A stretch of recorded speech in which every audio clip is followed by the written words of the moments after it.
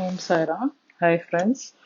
இன்னைக்கு ஒரு snack item தான் பார்க்க போகிறோம். ஸோ இது வந்து மலபார் ஸ்பெஷல் கேரளா ஸ்டைலில் அவங்க வந்து நான்வெஜ்ஜில் தான் பண்ணுவாங்க. அது பேர் கோழி அடைன்னு சொல்லுவாங்க.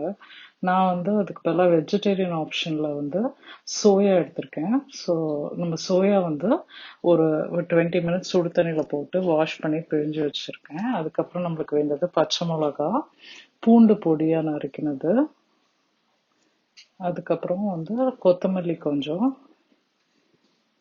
அதுக்கப்புறம் நம்மளுக்கு தேவையானது வந்து வெங்காயம் ஃபைன்லி சாப் பண்ணி வச்சுருக்கேன். ஒரு பெரிய வெங்காயம் எடுத்திருக்கேன். அதுக்கப்புறம் நம்மளுக்கு தேவையானது பெப்பர், மஞ்சள் பொடி, தனியாத்தூள், கரம் மசாலா. இதுதான் வந்து அந்த ஸ்டஃபிங்கோட மசாலா. உப்பு தேவை நம்மளுக்கு. இது வந்து ஃபர்ஸ்ட் அந்த ஸ்டஃபிங் பண்ணிட்டு அதுக்கப்புறம் நம்ம வந்து எப்படி வந்து அந்த மேல் மாவு பண்ணலான்னு பார்க்கலாம். ஸோ ஒரு கடாய் வச்சுருக்கேன். 2 டீஸ்பூன் ஆயில் போட்டுட்டு ஃபர்ஸ்ட் நம்ம வந்து எண்ணெய் சூடான உடனே இந்த பூண்டு போட்டுக்க போகிறேன். ஃபைனாக சாப் பண்ண பூண்டு. இது ஒரு 6லேருந்து 10 பல் பூண்டு இருக்கு. இது சின்னது தான். அதுக்கப்புறம் ஒரு 4 பச்சை மிளகாய் எடுத்திருக்கேன். 3லேருந்து 4 எடுத்துக்கோங்க. காரத்துக்கு ஏற்ற மாதிரி அட்ஜஸ்ட் பண்ணிக்கோங்க. இது வந்து இந்த எண்ணெயிலே வதங்க போகுது நல்லா. அதுக்கப்புறம் நம்ம ஆட் பண்ண போகிறது ஃபைனாக சாப் பண்ணி வச்ச வெங்காயம்.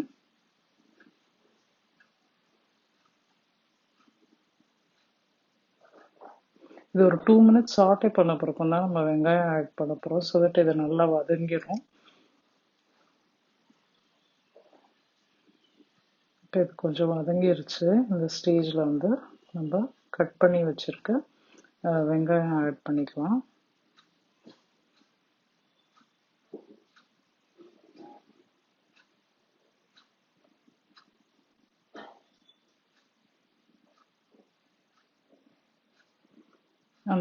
அது வதங்குற டைம்ல இந்த சோயா வந்து நல்லா பிழிஞ்சு வச்சிருக்கேன்.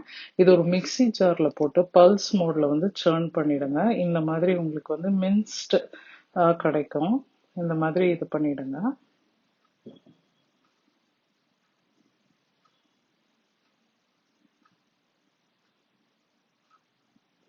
ஸோ இப்போ வந்து நம்ம வெங்காயம் வதங்கிடுச்சு. இந்த ட்ரை மசாலா எல்லாமே ஆட் பண்ணிக்க போகிறோம்.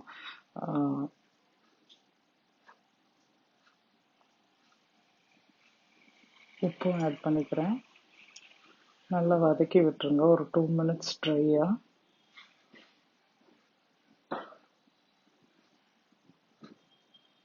அதுக்கப்புறம் நீங்கள் வந்து இந்த பொடி பண்ணி வச்சிருக்க சோயா சங்க்ஸை வந்து போட்டு இந்த மாதிரி நல்லா மிக்ஸ் பண்ணி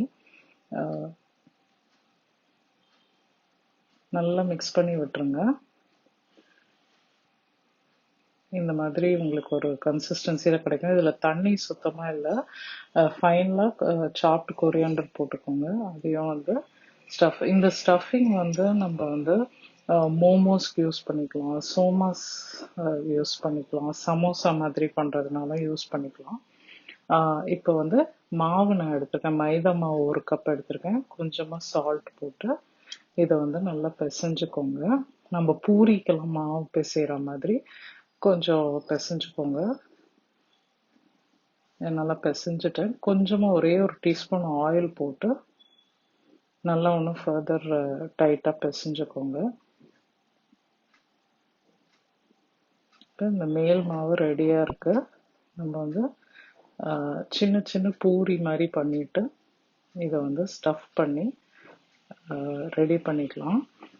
ஒரே மாதிரி ஷேப் ஈவனாக இருந்தால் நல்லா இருக்கும்ன்றதுனால நான் என்ன பண்ணுறேன்னா பெரிய ஒரு சப்பாத்தி மாதிரி போட்டுட்டு ஒரு லிட் வச்சு கட் பண்ணிக்கலான் இருக்கேன்.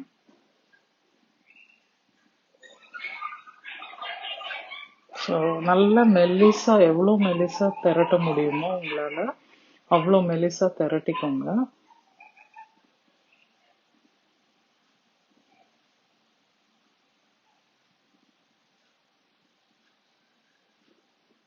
திரட்டிட்டு இந்த மாதிரி ஒரு மூடி வச்சு இதை வந்து கட் பண்ணிக்கோங்க. ஸோ ஈவன் ஷேப்பாக இருக்கும் ஒரே மாதிரி பார்க்கறதுக்கு. அதுக்காக தான் இந்த மாதிரி நீங்கள் சின்ன சின்ன பால்ஸாக பண்ணி சின்ன சின்ன பூரியாக தனித்தனியாகவும் போட்டுக்கலாம். இது இன்னும் கொஞ்சம் ஈஸியாக இருக்கும்னு இந்த மாதிரி காட்டுறேன்.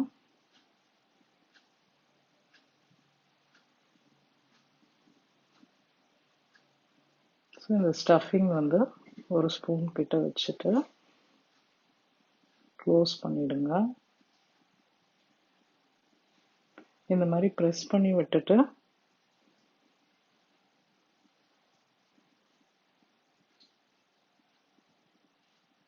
அதுக்கப்புறம் வந்து இன்னொரு ஃபோல்டிங் மாதிரியும் பண்ணலாம். இல்லைன்னா இது வந்து இப்படி மடக்கி விட்டால் நல்லா டபுள் லாக் ஆன மாதிரி உங்களுக்கு ஃபோல்ட் ஆகிடும். ஸோ தட் எப்போவுமே வந்து எண்ணெயில் போடும்போது இந்த ஸ்டஃபிங் எதுவும் எண்ணெயில் ரிலீஸ் ஆகாது. இந்த மாதிரி பண்ணிக்கலாம். இன்னொரு ஸ்டைல் வந்து ஒரு ஃபோர்க் வச்சு ப்ரெஸ் பண்ணுற மாதிரி பண்ணுவாங்க இல்லையா, அந்த ஸ்டைலும் பண்ணிக்கலாம். ஸோ இதில் ஸ்டஃபிங் வச்சுட்டு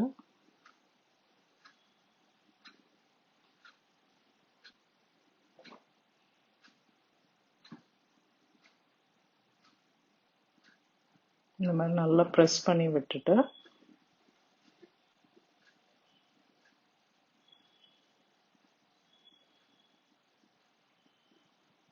ஒரு ஃபோர்க் யூஸ் பண்ணி இந்த மாதிரி எட்ஜஸ் மாத்திரம் ப்ரெஸ் பண்ணி விட்டுருங்க.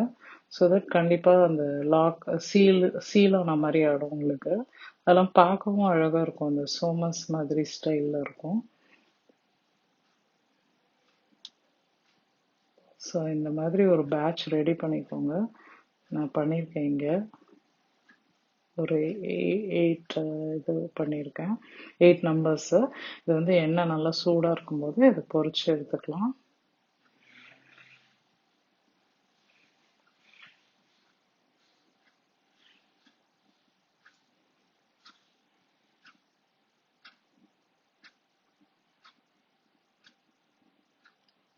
இந்த மாதிரி ஃப்ரை பண்ணோன்னு எடுத்துக்கலாம்.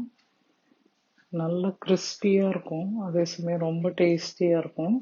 ஒரு அந்த ஸ்டஃபிங் வந்து ரொம்ப டிஃப்ரெண்ட்டாக இருக்கும் சோயா சங்க்ஸில் பண்ணதுனால. சோயா பிடிச்சவங்களுக்கு இதை ரொம்ப இந்த ஸ்டஃபிங்கும் ரொம்ப பிடிக்கும். இது இல்லைன்னா நம்ம வந்து வேறு மாதிரி பொட்டேட்டோ ஸ்டஃபிங் அந்த மாதிரி பண்ணலாம். பட் இது வந்து ரொம்ப ஸ்பெஷல். நான்வெஜ் தான் ஜென்ரலாக ஸ்டஃப் பண்ணுவாங்க. பட் அதோட வெஜிடேரியன் ஆப்ஷனாக நான் வந்து பண்ணியிருக்கேன்.